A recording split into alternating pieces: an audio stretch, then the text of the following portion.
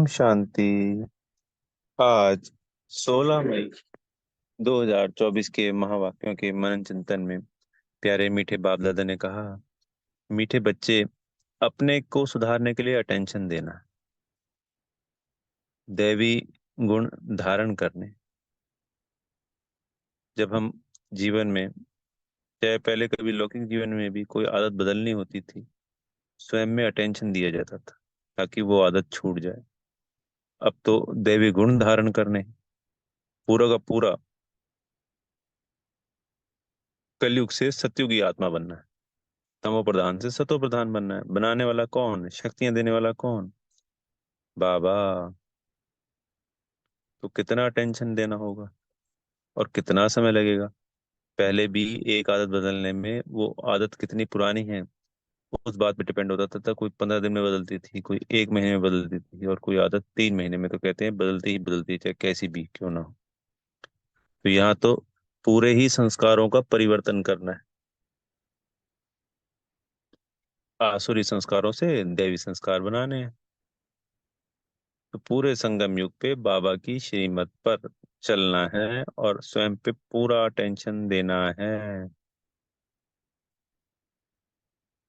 फिर बाबा ने कहा कि बाबा कभी नाराज नहीं होता। जैसे कभी गलती हो जाती है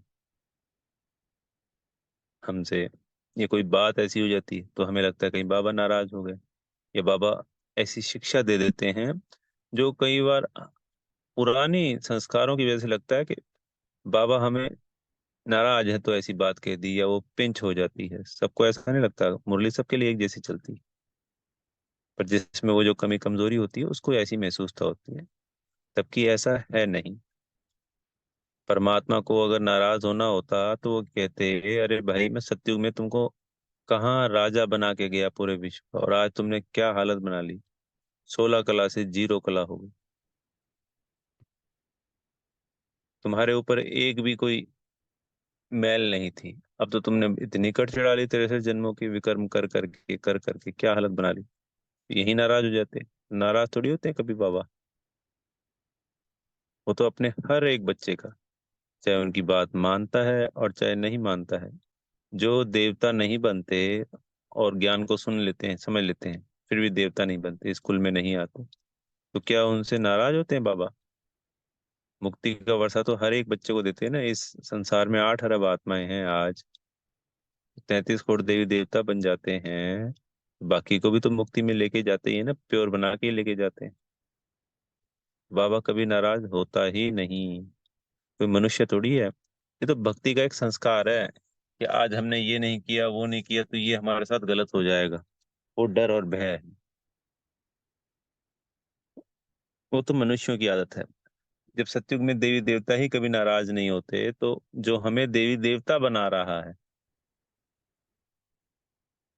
तो वो संस्कार उनमें तो हो ही नहीं सकता। तो वो सदा ही खुश है। सिर्फ हमें शिक्षा देते हैं हमको आगे बढ़ाने के लिए। हर एक समझाने देते हैं, बच्चे ऐसे करो, ये करो, वो करो। हर बात की छोटी से छोटी बात समझाते हैं बाबा हमको।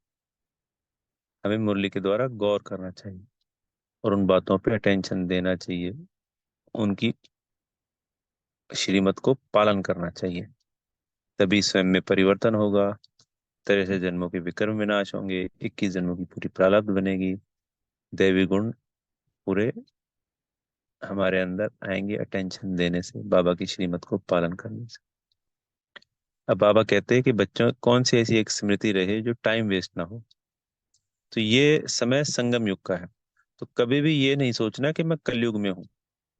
हर क्षण कभी भी कोई बात निकले मुख से और मन में, बुद्धि में, ये समाना है बात को कि मैं संगम युगी ब्राह्मण हूँ। और कोई दूसरी वो भी याद नहीं करना है कि पहले हम, मान लो पुराने उसमें भी ब्राह्मण थे, तो वो ब्राह्मण नहीं। कुख वंशावली नहीं, मुख वंशावली ब्राह्मण हूँ। क्षत्रिय वैश्य शूद्र कुछ भी हैं हम, यानी उस संसार कलयुग के हिसाब से वो याद नहीं करना है अपना धर्म जाति। हमेशा यही याद रखना है कि मैं पुरुषोत्तम संगम युग पर ब्रह्मा मुख वंशावली ब्राह्मण हूँ।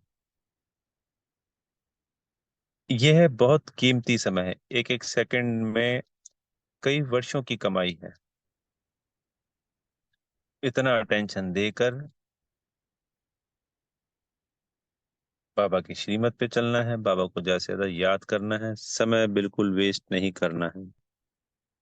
ये जो नॉलेज है, ये ज्ञान जो हम पढ़ रहे हैं, ये सोर्स ऑफ इनकम है। स्कूल की पढ़ाई में भी बच्चे जो अटेंशन देते हैं, जो फर्स्ट आते हैं, कितना अटेंशन देते हैं। आपने भी देखा होगा कि जो पढ़ाकू बच्चे होते हैं ना, शादी पार्टियों में जाते हैं, जो आईएएस की तैयारी कर रहे होते हैं, या कोई बड़ा एंट्रेंस एग्जाम की तैयारी कर रहे होते हैं, दिन रात एक कमरे में बंद हो जाते हैं और लग जाते हैं। हमें कमरे में बंद नहीं होना, ये सिर्फ समझाने के लिए है कि वो एक इस संसार की पढ़ाई पढ़ने के लिए कितना अपने आप को झोंक देते हैं। तो हमको भी बाबा की श्रीमत पे चल पूर्ण रूप से घर गृहस्थी को भी संभालना है और इस पढ़ाई पे पूरा अटेंशन देना है। हमेशा याद रखना है कि मैं पुरुषोत्तम संगम युग पर ब्रह्मा मुख वंशावली ब्राह्मण हूँ, और मुझे हर क्षण स्वयं पे अटेंशन देना है।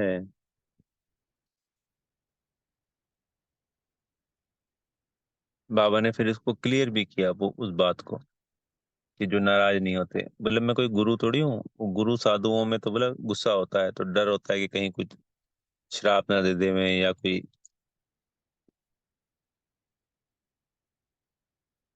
श्राप ही कहेंगे, कोई ऐसी बात ना कह दे कि जो हमारा नुकसान हो जाए।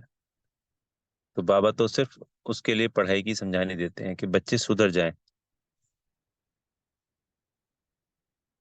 और सुधरने के लिए क्या कहते हैं हमेशा? अपने को आत्मा समझ एक मुझे याद करो, इस चक्र को याद करो, अपने आसुरी गुणों को छोड़ दो, देवी गुण धारण करो। क्योंकि सब कुछ यहीं सीखना है। सतयुग में तो हम रेडी होके जाएंगे। यहाँ हम बन रहे हैं सतयुगी देवता। तो जो कर्म देवता करते हैं, वो कर्म हमें करने होते हैं पुरुषोत्तम संगम युग पे। यह सीखने की बात है।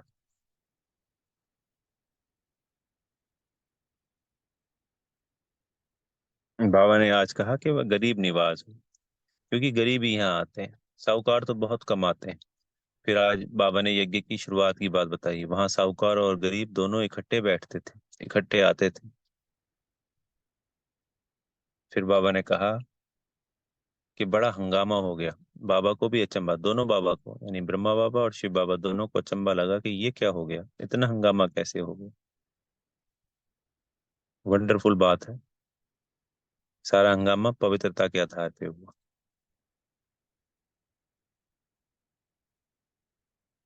बहुत सारी बच्चियां भाग भाग के आईं, क्योंकि प्रभु प्रेम में ऐसी कशिश होती है जिससे कि बस खिंची चली आई।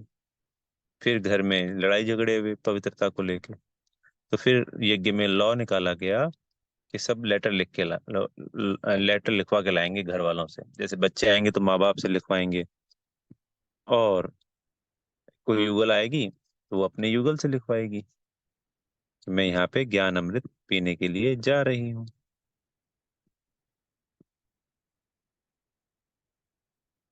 फिर बाबा ने कहा कि एक बड़ी वंडरफुल बात बताई कि संदेशियां नाम लेके आती थी। जब बच्चे, बाबा के बच्चे बनते थे ना, तो नाम बदलते थे बाबा सबका।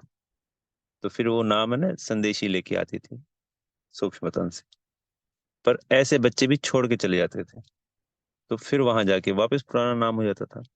ये कारण बताया कि इसलिए ब्राह्मणों की माला बनती नहीं। आज तो कोई ब्राह्मण है चौथे नंबर पे आ गया, यानी तीसरे नंबर पे है जी, दूसरे नंबर पे है, और कल को वो यज्ञ में ही नहीं है, तो माला कैसे बनेगी? इसलिए कभी भी ब्राह्मणों की माला नहीं बनती है। वो तो अंत में ही रिजल्ट निकलेगी। वैजंती माला, जो विजयी रतन होते हैं 108, उनकी माला। बाबा ने कहा कि पहले तो तुम माला का दाना फेरते थे, माला भक्ति में फेरते थे, अब तुम माला का दाना बन रहे हो। कितनी बड़ी बात है। जो माला 63 जन्म फेरी है, उस माला के दाने हम बच्चे बन रहे हैं। तो इतना पुरुषार्थ करना है। और इसके पीछे दो ही चीजें हैं। पहला, पावन बनना, संपूर्ण पवित्र। दूसरा, अपने को आत्मा समझ। उस परमात्मा को याद करने से ही हम माला का मन का बन सकते हैं।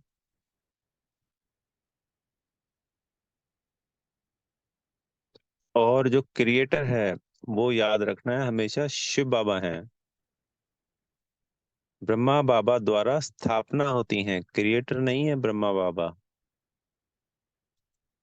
और ग्रेट ग्रेट ग्रैंडफादर ब्रह्मा बाबा हैं। ये बेसिक बातें हैं कुछ नॉलेज की।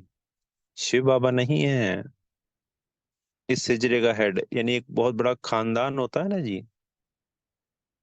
एक बहुत बड़ा परिवार, कुनबा जिसको कह सकते हैं, उनका हेड एक कहते हैं। ऐसे ही इस साकार सृष्टि का जो हेड है वो है ब्रह्मा बाबा। शरीरधारी देहधारियों का जो हेड कहलाएंगे वो ब्रह्मा बाबा कहलाएंगे। और निराकार आत्माओं का जो सिजरा है उसका जो हेड है वो है शिव बाबा। और ऐसा नहीं कि सिर्फ हमारे धर्म की आत्मा का ही ब्रह्मा बाबा हेड है सिजरा इस संसार में। यानी 8 अरब आत्माएं आज जो है मान लेते हैं, या 7.5 अरब जो भी हैं, उन सब का हेड ब्रह्मा बाबा कहलाएंगे। क्योंकि शिव बाबा जो क्रिएटर हैं, रचयिता हैं, ब्रह्मा भी उनकी रचना है, तो उनके द्वारा नई सृष्टि की स्थापना करी। वो मुख्य हेड हो गए। तो आज ऐसे ऐसे गुई पॉइंट बाबा ने हमको क्लियर किए। और वो मुख्य पॉइंट, मन मना भव, मामेकम याद करो, अपने को आत्मा समझो, उस परमात्मा को याद करो, तभी विक्रम विनाश होंगे। सुदर्शन चक्र भी घुमाना होता है, तो ये तो करना ही करना है। फिर बाबा ने वंडरफुल वरदान दिया कि ज्ञान के श्रेष्ठ खजानों को महादानी बन, दान करने वाले, मास्टर ज्ञान सागर बन। जैसे बाप ज्ञान का सागर है, ऐसे हमें क्या बनना है? मास्टर ज्ञान सागर। फिर औरों को ये ज्ञान दान करते रहना है। संसार में सर्वश्रेष्ठ खजाना ज्ञान का खजाना दिया जाता है। और कोई भी चीज को दान किया जाता है वो बढ़ती है, घटती नहीं है। ये कायदा है, नियम है संसार का। ये कुदरत ने एक सिस्टम बना रखा है। हम जो चीज दूसरों को देंगे वो बढ़ेगी। देखिए, सुख देंगे सुख बढ़ेगा। ब, भगवान ना करे कि दुख देता है कोई, तो उसको दुख ही तो बढ़ेगा ना उसका खुद का भी तो। धन दान कहते हैं तो कहते हैं जी धन कम हो जाएगा, ऐसा नहीं होता है। वो जो दुआएं हैं वो काम करती है, तो इनकम बढ़ जाती है, उस धन की बरकत बढ़ जाती है, उस धन की वेस्टेज नहीं हो सकती है। ऐसे कई पॉइंट निकल के आते हैं कि धन भी बढ़ेगा ही बढ़ेगा।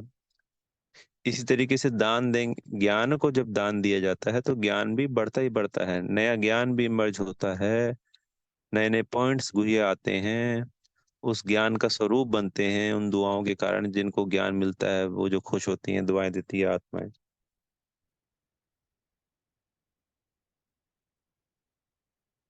तो बाबा ने कहा ये जो ज्ञान है, इस ज्ञान को महादानी बन हमेशा दान करते रहो। जितना इन खजानों को दान करेंगे उतना ही बढ़ते जाएंगे। जैसे कहते हैं रुका हुआ पानी बदबू मारता है और बहता हुआ पानी पीने योग्य होता है। ऐसे ही जब कोई चीज रुक जाती है, चाहे वो धन को तिजोरी में बंद कर दो तो बढ़ता नहीं है, पर उस धन को रोटेट करते हैं तब वो बढ़ता है। ऐसे ही ये ज्ञान धन, इसको हमें रोटेट करना है, महादानी बन औरों को देना है, तो ये बढ़ता ही जाएगा। तो महादानी बनना अर्थात देना नहीं, बल्कि और भी भरना और भरपूर हो जाएंगे। फिर स्लोगन में आया जीवन मुक्त के साथ देह से न्यारे विदेही बनना, यह है पुरुषार्थ की लास्ट स्टेज। यानी इस जीवन में पुरुषोत्तम संगम युग पर भी उस जीवन मुक्त अवस्था का अनुभव करना है जो देवताएं सतयुग में करते हैं। सतयुग में तो फिर भी जीवन मुक्त है, चलो सारे संसारी सतो प्रधान है, सब कुछ ठीक ठाक है। पर यहाँ तो हमें बगुलों के बीच रह रहे हैं, तमो प्रधानता में रह रहे हैं। तो यहाँ पे उस चीज का अनुभव होता है कि संसार में आत्माएं कैसी रह रही हैं, या हम अपना पिछला जीवन भी देखते हैं हम कैसा बीता। और आज पुरुषोत्तम संगम युग पे बाबा के संग जीवन मुक्त अवस्था में रह रहे हैं। पर बाबा ने कहा उसमें भी देह से न्यारे विदेही बनना, यह इस पुरुषार्थ की, यानी पुरुषार्थ से ही वो चीज जीवन मुक्त अवस्था प्राप्त की जाती है। और उसके बाद अंत में विदेही बन जाना। तो ये दो टॉप स्टेज पे है, कर्मातीत अवस्था के बन चुकी है। विदेही बनना प्लस जीवन मुक्त अवस्था में रहना। अच्छा। ओम शांति। बेहद का शुक्रिया मेरे प्यारे मीठे बाप दादाजी का।